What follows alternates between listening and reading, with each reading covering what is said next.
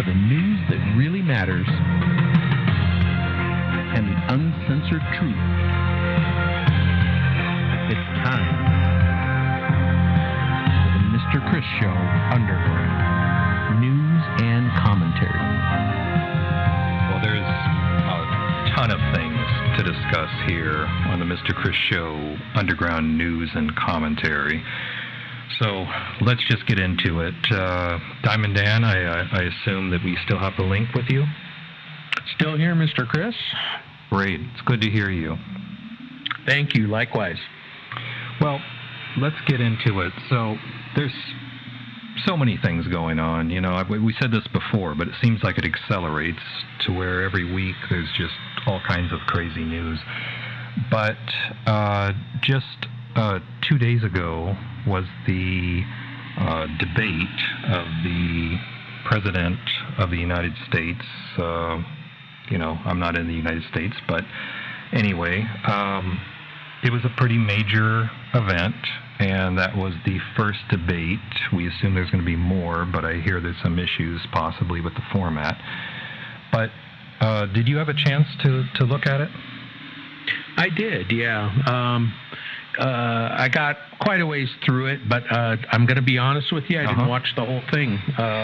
Yeah, I started to get kind of upset. I didn't like the way that the host, Chris Wallace, was obviously siding with Joe Biden and throwing him softball questions, and then attacking Trump, especially the whole part about the demanding that he denounce white supremacy, and putting him on the spot like that, it just completely ticked me off.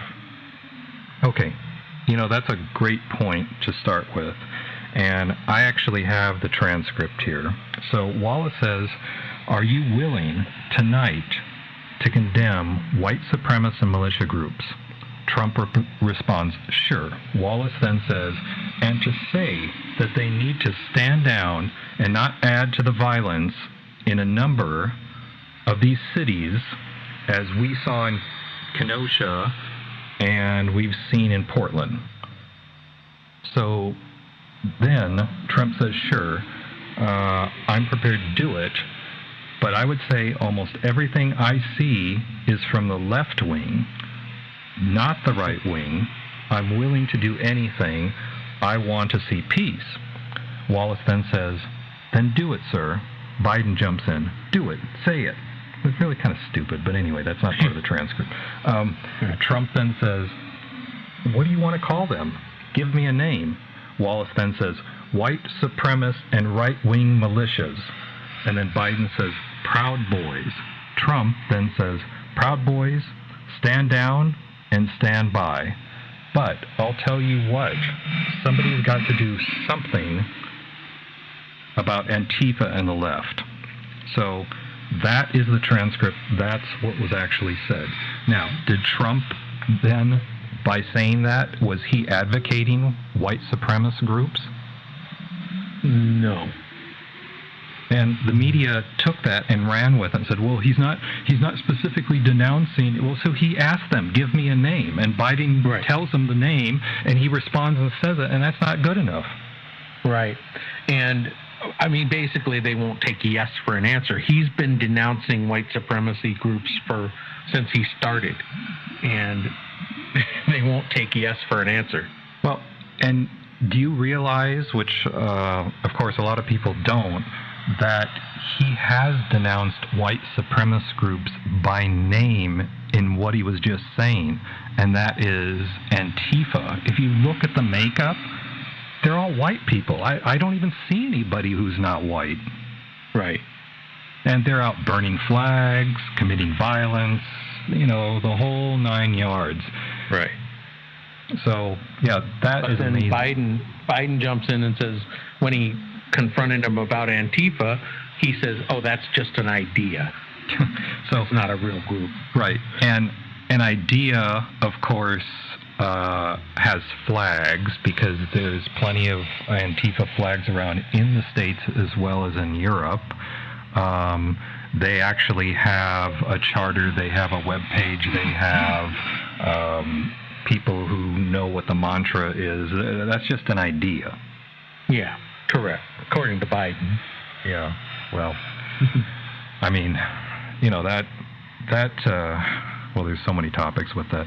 But yeah. No, I thought that really stood out, and I was actually making sure to look at all the international websites right after that, and to see what people are saying. And of course, everybody is twisting the truth, taking it out of context. I mean, you know, if I asked you, do you like strawberry ice cream? And you say, well, you know, I do, but I like this. I could take what you said and say, well, he actually, you know, I was actually asking him something else, and, you know, here's what his response was. Anybody can use your words against you if they take it out of context. Sure. Yep, and they're real good at doing that with Trump. Yeah, but then getting back to your take on it, so you were getting kind of upset. Yeah, I was, and you know, I mean, I take blood pressure medication, so I was getting pretty upset. I'm like, okay, I'm done with this. I've got to turn it off. They were so disrespectful to the man, and just with Wallace acting the way he did. Now, of course, today he comes out and says, you know, it's all Trump's fault. He took the beautifully crafted, this is in Wallace's words, the beautifully crafted cake that I baked, and stuck his foot in it. And that's what he's saying about how Trump handled the debate. Well, if his cake had rodent droppings in it and hair, I don't think anybody would want to eat it anyway, and that's what it seemed to contain. Exactly. So, no, just like everything that President Trump does, it's well thought out and it's well planned out, and I think this was no exception. Yeah. So there's other points to this debate which was kind of interesting, and a lot of people have been saying that the debate was actually between Trump and Wallace, with Biden sort of cashing in at various times. Well, yeah, the soft questions that Wallace would give to Joe Biden, you know, were just designed for him to not really have to say anything. They contained the answers within the question, and then he would turn on Trump and just attack him. So, yeah, I completely agree. Yeah, and you know, the other problem is that what I saw and I observed, I've watched it now several times. There is a clear indication that Joe Biden has some sort of memory issue. Specifically, there was one part where they were speaking about the virus and all this business, and they were going back and forth. And then Wallace turns to Biden to continue to ask them about the question they were just talking about, and Biden was talking about something completely different. And he had to be corrected by Wallace, and Wallace said, "Oh no, you know, we're actually talking about the virus." And Biden's like, "Oh yeah, okay. Well, this, that," and I was like, you know, I'm not a doctor, but you know, I've seen cases of dementia, and you know, that guy is well along. Yeah, definitely. He shows all the signs, and interesting that he would flat out refuse any type of drug test that the Trump camp requested prior to the debate, and as well being inspected to make sure he didn't have something in his ear, you know, in terms of a receiver of some sort. Yeah, well, there's a couple things there. Supposedly, what I hear is that Biden was on some performance-enhancing drugs. It is some sort of a, I don't think it's quite speed, but it's something to give him a pep and something to sharpen the senses as much as possible if you can. I mean, you know, you can't take a completely dull pencil and do anything with it, but in his case, but and that brings up something too, by the way. But I'll get to that in a second about his IQ and his school records. People are saying who've analyzed the video in detail, and I need to look at it as well in detail in this way. They were saying that around his wrist there was something, and people identified possibly a wire of some kind. Now, I don't know how he was getting signals and stuff through it. Who knows? It's speculation at this point, but people were speaking about it because I don't think they saw the usual flesh-colored hearing aid or whatever you want to, call it. In-ear monitor. Right. Yeah. So there's something there. But speaking of his school records, well, Trump was right. So Trump was saying that Biden was at the bottom of his class, and he was actually number 76 in his class of 84, 85 students, okay? And the interesting thing is that I actually went back and saw news reporter coverage who were already going through this in the 1970s, that far back. And even then, Biden was trying to sell people on how he had all sorts of degrees, how he graduated at the top of his class, and the reporters in the 70s completely took him down. So this is nothing new, and I guess it's new for people who don't know, but Trump was absolutely right about his education. Now, of course, we don't know what his IQ is, but we can assume that he's not that sharp if he's pretty much almost at the absolute bottom of his class. Right. And Trump brought up something about him saying either the wrong name of the school or... Right. So... Yeah, he doesn't even know where he went to school. Yeah, exactly. But, besides him lying decade after decade, I mean, there's a clear memory issue. So, I mean, and this is a guy that you actually want the football to launch nuclear weapons. I mean, this is the guy that you feel good about holding that? Right. No. And it's just, I mean, we've, talked about this before, and really, I think the people pulling the strings, he's just a puppet, and there are bigger plans in place.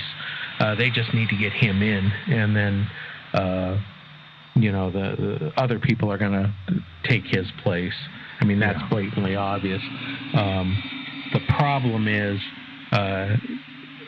what concerns me at this point is, now if they don't, he doesn't win, we don't have a clear winner, I think that's going to be more problematic than it ever has been before. I think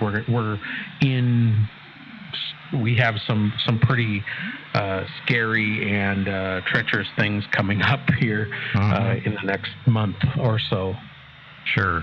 And what I've heard through the grapevine is that Trump will receive all the electoral votes that he needs to be president that evening. However, it will not be settled then, because there will be a contest about, nothing's all counted, and statistically you can't just say that because there's still a large number that's out, and this thing is going to go on. The interesting thing about this that perhaps other people don't know either is that I believe it's December 14th is the magical date, and that is the date that all the Electoral College votes need to be in by. If they're not, they don't get counted.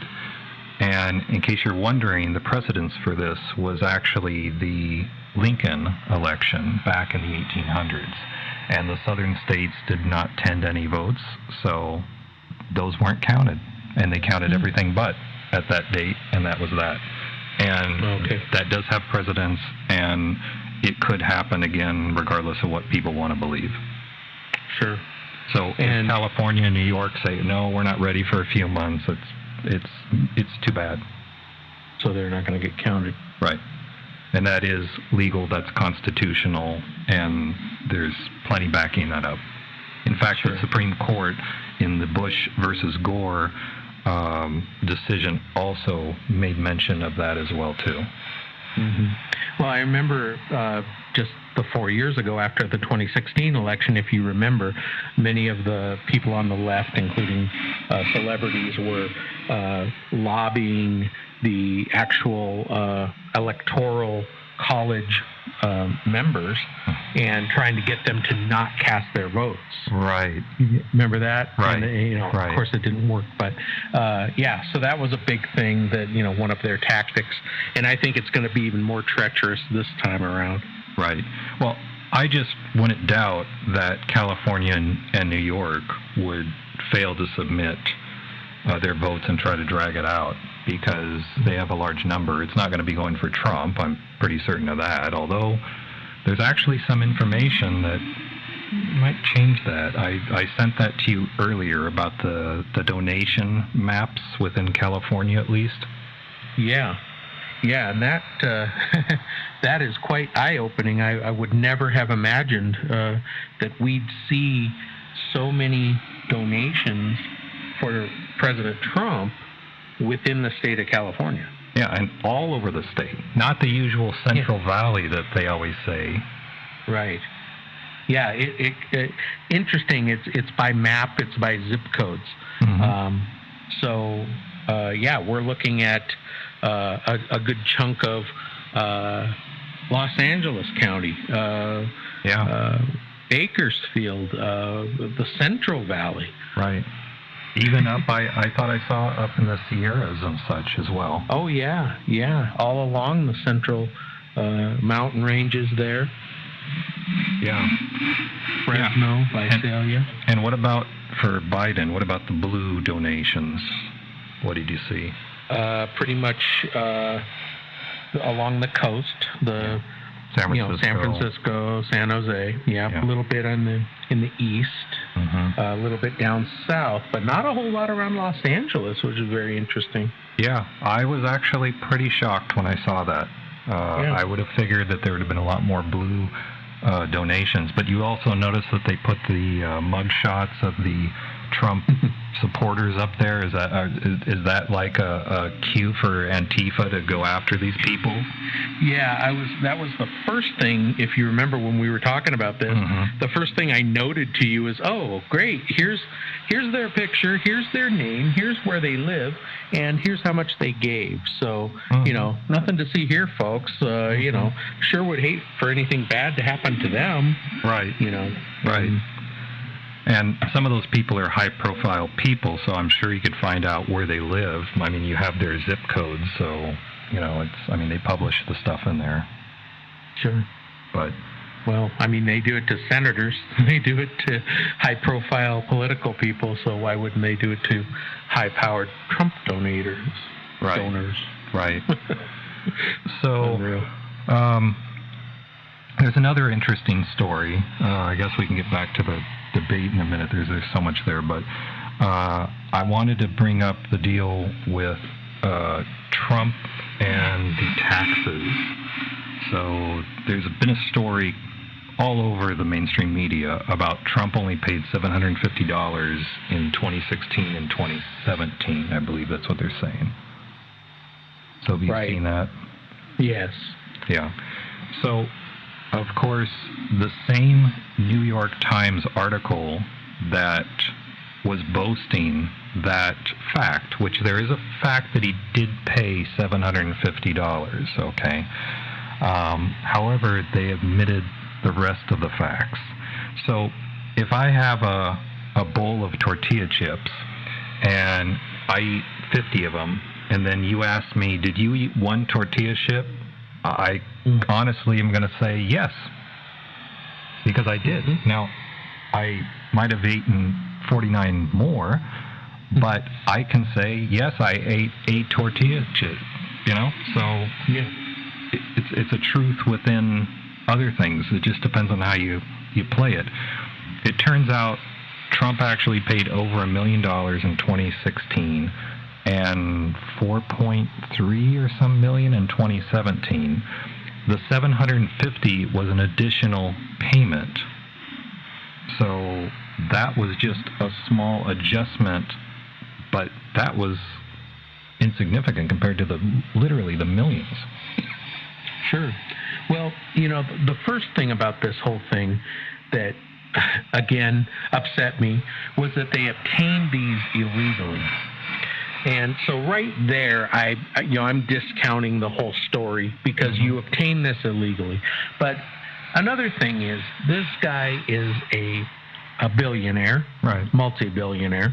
Right. He has the best accountants available working for him. Right. Do you honestly think that he is going to be cheating on his taxes, especially when he's the president of the United States?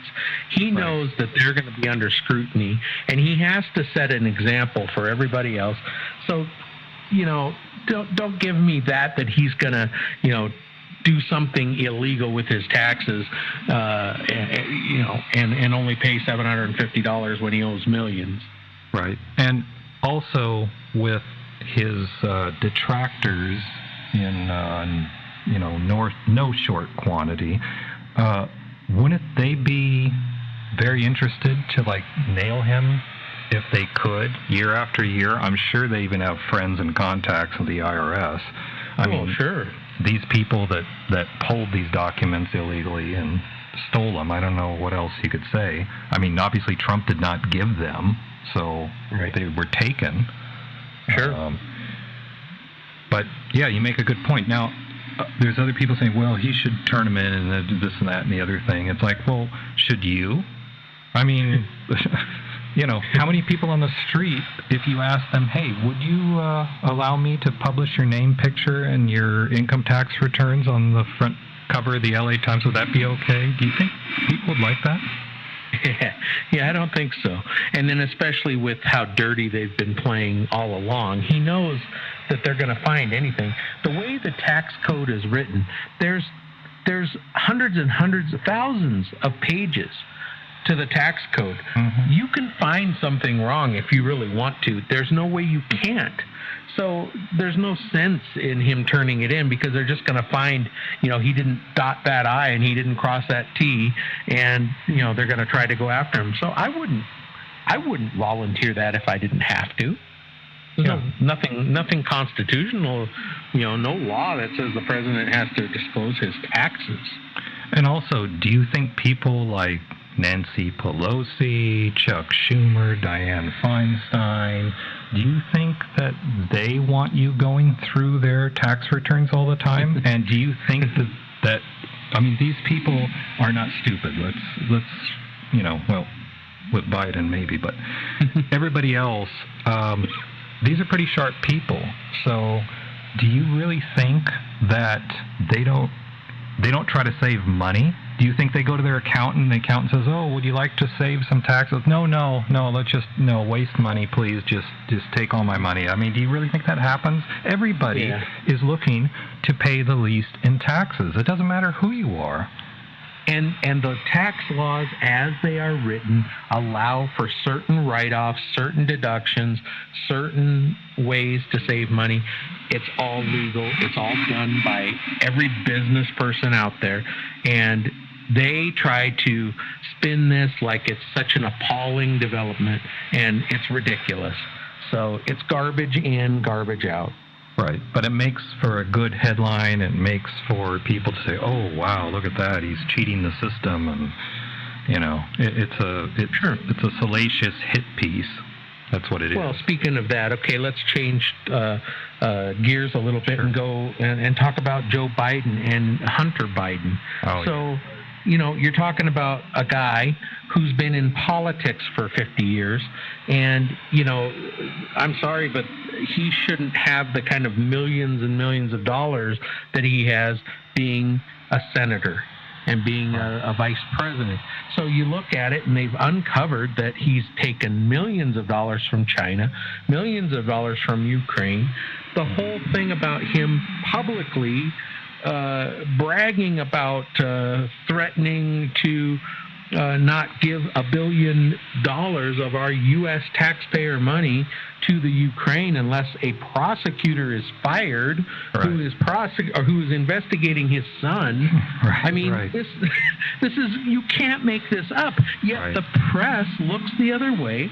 They don't even give it airtime. They don't even talk about it. And if certain people do talk about it on certain websites, it's condemned, it's silenced, it's banned, it's blocked. Right. And this is the kind of stuff that we are facing as a nation. And we are right now seeing, the possible end to this republic as we know it, because if there are two forms of law, one for you and me and one for the elites like Joe Biden and Nancy Pelosi and Schumer and all these other people, then we don't stand a chance, because you cannot have a country that is run like that. It's going to implode. Yeah. And there's been a lot of parallels between the United States and the ancient Roman Empire, and I won't get into some of the moral aspects, but the financial aspects of it, there is a very strong correlation. And the kind of corruption that took place within the Roman Empire led to their people. Well, there was a whole bunch of other issues, but that was one of the prime reasons. And you can't have an empire if it's completely corrupt. It's like a tooth, and once it gets abscessed and stuff, there's not much you can do. Right. It's going to take down everything. And, this is kind of what the far left is trying to get us to abolish the Electoral College. So they keep, when you listen to their reports, they keep saying this is a danger to our democracy. That's one of their key words they like to throw out there. This is dangerous for our democracy. Hillary won the popular vote. Yeah, she won by a few, less than 2 million votes. Well, but we don't even know if those votes were counted, right? But go ahead. But anyway, so they keep, going back to this thing about democracy. Well, to be honest with you, we are a constitutional republic. Right. There's a big difference. So, the definition of democracy is 2 wolves and a sheep voting on what's for dinner tonight. So, okay, Yeah. That's as plain and simple as I can make it, but that's why the Founding Fathers came up with the brilliant idea of the Electoral College, so that some of these small towns have a say just as much as San Francisco or, New Jersey. Right. Because just one area happens to be populated, they should not have the will over the farmers that, is like one house for every 5 or 10 miles.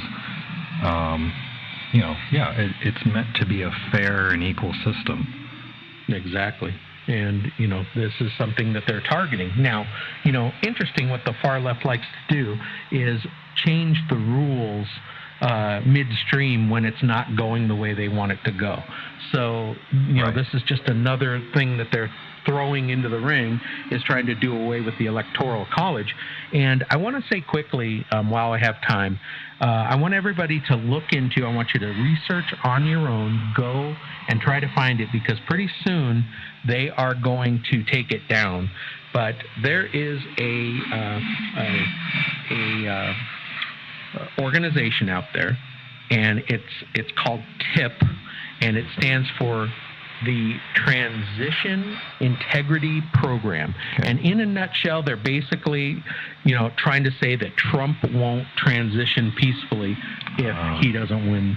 And just so you know, that is all funded by the extreme left, and Soros is part of that.